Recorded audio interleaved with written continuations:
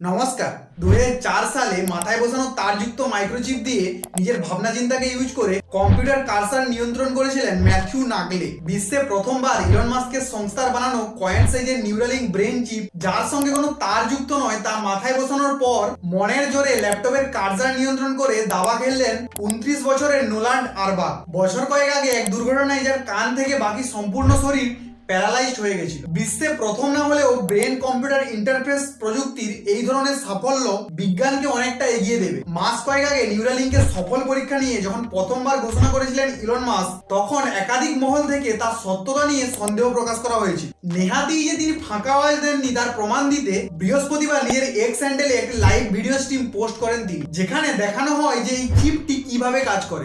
আর আপনি যদি জানতে চান এই চিপটি কিভাবে কাজ করে, তাহলে আপনি এইখানে ক্লিক করুন। আপনার যদি ভিডিওটা ভালো লাগে তাহলে একটা লাইক করুন এবং আরো এরকম ভিডিও পাওয়ার জন্য চ্যানেলটিকে সাবস্ক্রাইব করুন।